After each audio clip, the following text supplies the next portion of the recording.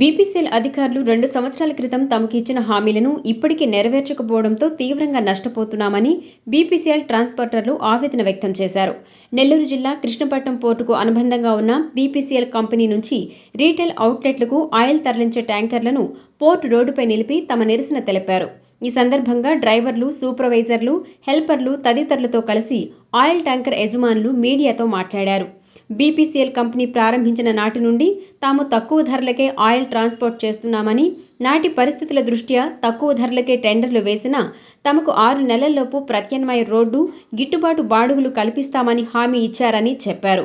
అయితే సంవత్సరాలు గడుస్తున్నా ప్లాంట్లో కొందరు అవినీతి అధికారుల ధనదాహం కారణంగా తాము తీవ్రంగా ఇబ్బందులు పడుతున్నామని ఆవేదన చెందారు. జిల్లా కలెక్టర్ స్పందించి తమకు న్యాయం చేయాలని వారు డిమాండ్ చేస్తున్నారు. ట్రాన్స్పోర్ట్ డీలర్లు రేటు చాలా తక్కువ ఇచ్చారు, కానీ మాకు రేట్ తక్కువ ఇచ్చినా కూడా మేము అడిగితే కూడా ఆ రోజు మీకు ఇంకా మేము ఆర్టీఎం పెరుగుతుంది, కిలోమీటర్ పెంచుతాము, నెలకి 8,000 నుంచి 10,000 ఇస్తామని చెప్పి మాకు ఆశ చెప్పారు. డిపో మేనేజర్ గారు విజయ్ కుమార్ కానీ, సూర్యం కానీ వాళ్ళు చెప్పడం జరిగింది. అదేవిధంగా మాకు రోడ్లు కూడా మాకు సదుపాయం కల్పిస్తామని చెప్పారు. బొగ్గులో కృష్ణపట్నం బొగ్గులో నుంచి పోవాలంటే మొత్తం బొగ్గే, ఇప్పుడు కృష్ణపట్నం పోర్టులో మొత్తం బొగ్గే ఉంది.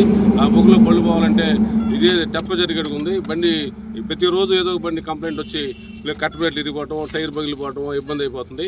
గత 2 సంవత్సరాల నుంచి కూడా మేము కంప్లైంట్ ఇస్తూ ఉన్నాం కంపెనీకి, కానీ కంపెనీ దాన్ని స్పందించలేదు. చేస్తాం పడతామని చెప్పి మీటింగ్ పెడతానే ఉండరు. నెలకోతూరి మీటింగ్ పెడతారు. మేము ఇక్కడ నుంచి ఢిల్లీ కట్ పెట్టాము, నెల్లూరులో ఒక పెద్ద హెడ్ ఉంటే ఆయనకి చెప్పాము. ఆయన కూడా చెక్ చేసి ఇక్కడుండే మేనేజర్లందరినీ తిట్టాడు. ఏమయ్యా మీరు ఇట్లా ఉంటే మీరు 2 రోజుల నుంచి ఏం కళ్ళు మూసుకోండి అని చెప్పి కొత్తగా వచ్చిన ఆయన చెప్పడం జరిగింది. కానీ ఇక్కడ నుంచి ఇప్పుడు 3 సంవత్సరాలు 4 సంవత్సరాల టర్మ్ ఉంటే 3 సంవత్సరాలు 4 సంవత్సరాల నుంచి ఇక్కడే ఉన్నాడు విజయ్ కుమారు, సూర్యం అనేవాళ్ళు. వీళ్ళు తమిళనాడుకు సంబంధించిన వాళ్ళు. వీళ్ళు ఏంటంటే ఇక్కడ అరాచకానికి పాల్పడి, వీళ్ళు అరాచకానికి దోపిడికి పాల్పడి వీళ్ళు ఇక్కడే స్థిరంగా ఉన్నారు. వీళ్ళు మారిన దాకా మా సంస్థ బాగుపడేదని మీకు తెలుస్తున్నాం. ఒక్క నెలకి బండికి 50,000 నుంచి 70,000 మాకు లాస్ వస్తుంది. ప్రతి డ్రైవర్కి హెల్త్ బాగలేదు. ఏమంటే డ్రైవర్లు రావడం లేదు. మాకు డ్రైవర్లకి శాలరీ ఎక్కువ ఇచ్చి ఫుడ్ ఇచ్చినా కూడా రావడం లేదు. ఎందుకంటే ఆ బొగ్గులో పోతే మేము బతకటం లేదా అని చెప్పి ప్రాబ్లం అని చెప్పి వాళ్ళు ఇబ్బంది పడుతున్నారు. బట్ మేము కంటిన్యూస్గా వాళ్ళని అడుగుతుంటే మాకు ఏం హామీ ఇచ్చారంటే 2 సంవత్సరాల తర్వాత చూసి మీకు రేటు పెంచుతాం, బట్ వితిన్ 6 నెలల్లోనే మాకు టెండర్ ఇచ్చిన 2023 మార్చిలో 6 నెలల్లో మీకు రోడ్డు ఇస్తాము, సపరేట్ రోడ్డు, బొగ్గు వెహికల్స్తో పని లేకుండా బొగ్గు రూట్లో కాబట్టి సపరేట్ ఇస్తాం. ఇవ్వలేదు. ఇవ్వపాక ఎన్నో సమస్యలు ఎదుర్కొన్నాం. ఇప్పుడు ఇక్కడ ఉండేది సామాన్య మామూలు ఒక్కొక్క ట్రాన్స్పోర్ట్, ఒక్కొక్క వెహికల్, 2 వెహికల్స్ ఉన్న చిన్న చిన్న ట్రాన్స్పోర్టర్లు ఉన్నారు. ఎక్కడెక్కడి నుంచో వచ్చారు. ఇక్కడ లోకల్ వాళ్ళు ఎంతోమంది ఉపాధి. ఇప్పుడు ఇక్కడ స్థలాలు ఇచ్చి, భూములు ఇచ్చి, కంపెనీలు వచ్చి ఉపాధి కల్పి 10 మంది బాగుపడతారంటే ఏం బాగుపడుతున్నారు? బూడిదెత్తి నెత్తినేసి మా జీవితాలు నాశనం చేస్తున్నారు.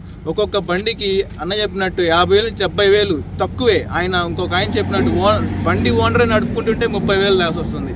ఇవన్నీ ఇక్కడ ఉన్న మేనేజ్మెంట్కి ఎన్నిసార్లు మొరబెట్టుకున్నా వాళ్ళు అసలు నిమ్మకు నీరెత్తినట్టే తప్పితే అస్సలు స్పందనే లేదు.